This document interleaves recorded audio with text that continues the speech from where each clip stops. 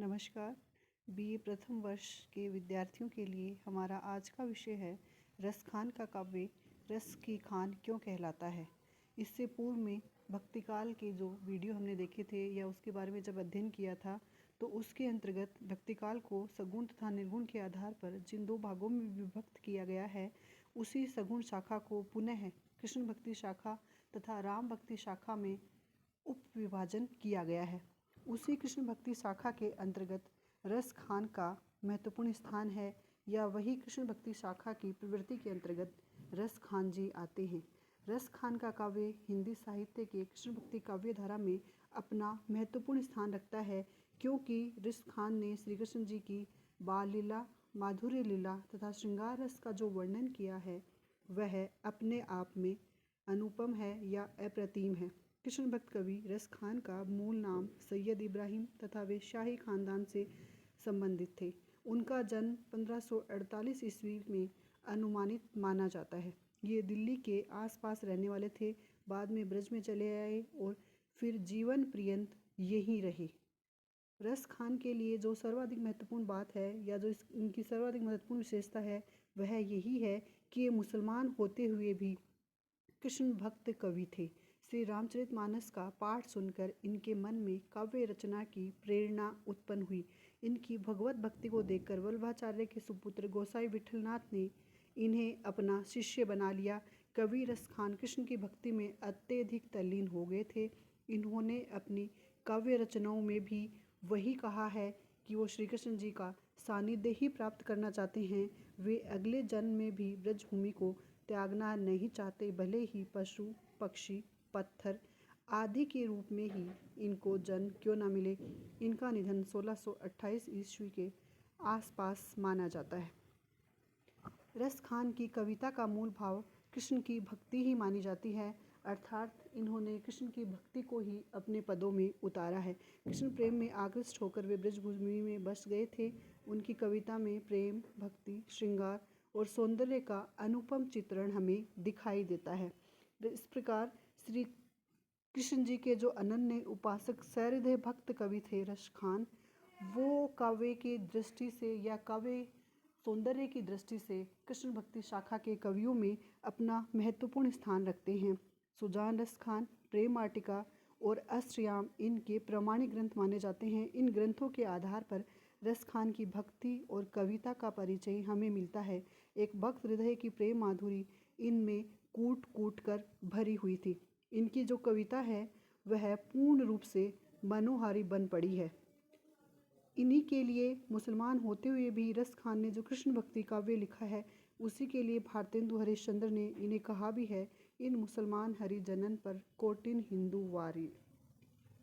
रस खान ने जो अपनी कविता में वर्णन किया है उन वर्णनों में उन्होंने अधिकतर कवित, सवैया तथा दोहा छंदों का प्रयोग किया है। इसके अतिरिक्त इनके काव्य में वात्सल्य रस का जो वर्णन आया है वह वर्णन भी अत्यंत ही उत्कृष्ट है। जो भाव उत्कृष्टता की दृष्टि से रस खान जी सूर और तुलसी की समानता रखते हैं। इसके अतिरिक्त इन्होंने अपने सवैयों में जो काव्य लिखा है वह साहित्य प्रेमियों को अत्यंत ही प्रिय है। अपनी रसपूर्ण कविता के कारण ही वे अपने नाम को सार्थक करते हुए उनके लिए कहा जाता है कि वास्तव में वे रस की खान थे। इन्होंने अपने काव्य में साहित्यिक ब्रज भाषा का प्रयोग किया है तथा उनकी भाषा सरल, सहज व सुबोध मानी जाती है।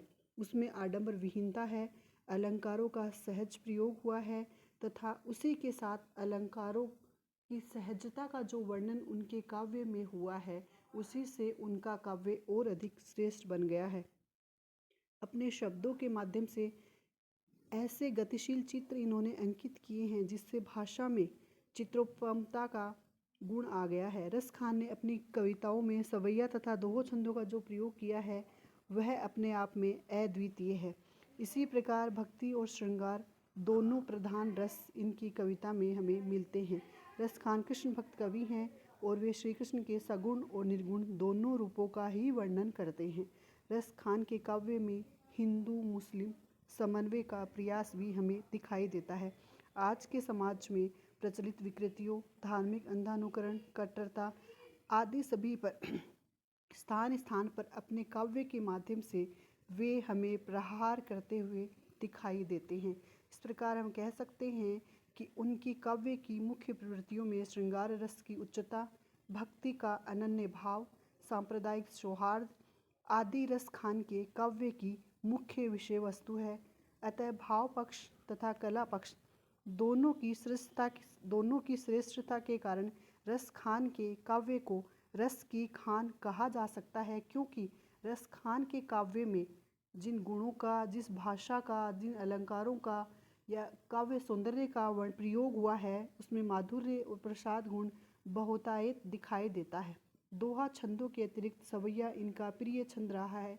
सांप्रदायिक और जातिगत भेदों से ऊपर उठकर रस खान ने जो अलौकिक काव्य लिखा है, या रस खान का जो अलौकिक काव्य है, हिंदी साहित्य आज भी उनका ऋणी है।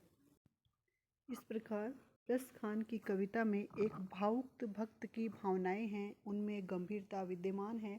रस खान की रचनाओं में शब्दाडंबर कतई नहीं दिखाई देता है। इनकी सुजान रस खान, प्रेम वाटिका आदि में उपलब्ध जो भी दोहों हैं या जो भी पद हैं, उन्हीं के आधार पर रस खान ने सभी विषयों को समाविष्ट करने का प्रयास किया है, जो कृष्ण काव्य के लिए महत्वपूर्ण और आवश्यक हैं।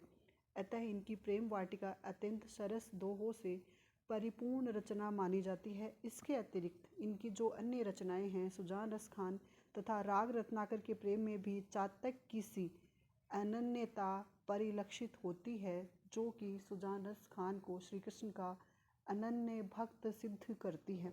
रस खान की भक्ति गोपियों की सी भी भक्ति थी। इनके काव्य के आधार पर हम कह सकते हैं वे कृष्ण प्रेम की प्राप्ति करना चाहते थे। इनकी रचनाओं में बस एक ही चाह तथा एक ही आकांक्षा है, वह है श्री कृष्ण का सामीप्य प्राप्त करना या श्री कृष्ण जी के अधिक से अधिक निकट रहना।